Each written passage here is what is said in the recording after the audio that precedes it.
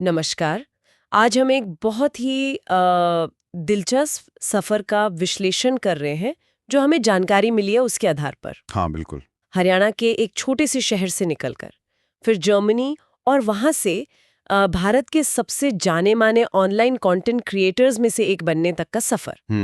जाहिर है बात हो रही है ध्रुव राठी की। हाँ। तो हमारे पास जो स्रोत है वो उनकी पृष्ठभूमि, उनकी यात्रा हाँ। और उनके काम से जुड़े कुछ जरूरी पहलुओं पर मतलब रोशनी डालते हैं। बिल्कुल, और ये देखना बड़ा रोचक है कि कैसे इंजीनियरिंग बैकग्राउंड से आने वाला कोई व्यक्ति, वो भी सिर्फ जानकारी और विश्लेषण के दम पर करोड़ों लोगों तक पहुंच बना पाया। ये आज के जमाने की बात है। सही कहा। तो चलिए थोड़ा और गहराई में उतरते हैं।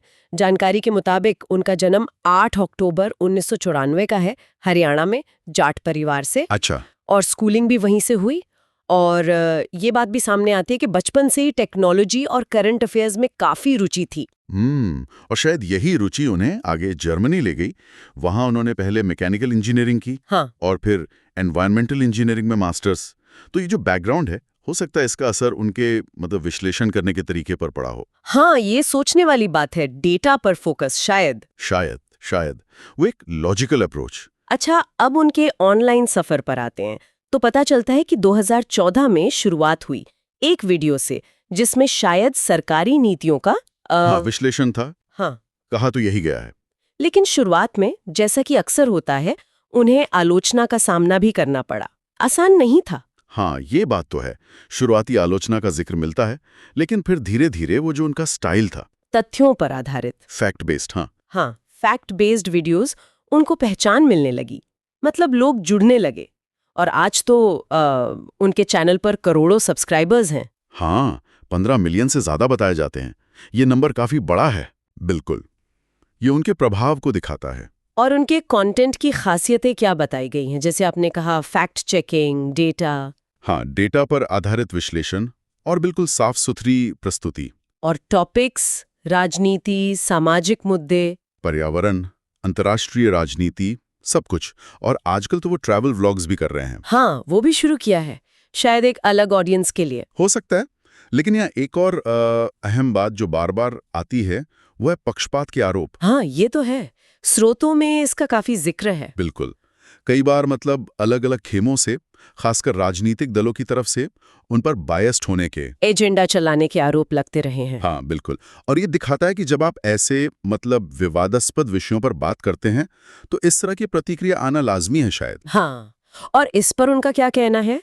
जानकारी के मुताबिक उन्होंने हमेशा यही कहा है कि वो तो सिर्फ सच दिखाने की कोशिश करते हैं। चाहे वो किसी के भी पक्ष में जाए या खिलाफ, वो अपनी निष्पक्षता पर जोर देते हैं। पर हाँ, ये समझना जरूरी है कि ये उनका पक्ष है, जैसा हमें बताया गया है। बिल्कुल। और अगर हम इसे थोड़ा बड़े दायरे में देखें तो ये पूरी कहानी आज के मीडिया लैंडस्केप के बारे में भी बहुत कुछ कहती है ना। हाँ, कैसे सूचना फैल रही है, कैसे एक व्यक्ति मतलब पारंपरिक मीडिया से हटकर भी इतना बड़ा प्लेटफॉर्म बना सकता है। लेकिन साथ ही ये भी साफ है कि इतनी पहुंच के साथ कितनी ज्यादा जांच और आलोचना, हाँ, सवालों का सामना करना पड़ता है। बिल्कुल। और ये भी पता चलता है कि कई युवा उन्हें एक रोल मॉडल या प्रेरणा के तौर पर भी देखते हैं। तो कुल मिलाकर ये पूरी चर्चा हरियाणा से जर्मनी, फिर इंजीनियरिंग से यूट्यूब, आलोचना से लेकर इतना व्यापक प्रभाव। हाँ, ये यात्रा सिर्फ एक व्यक्ति की कहानी नहीं लगती। ये दिखाती है कि कैसे जानकारी को पेश करने और उसे समझने के तरीके बदल रहे हैं।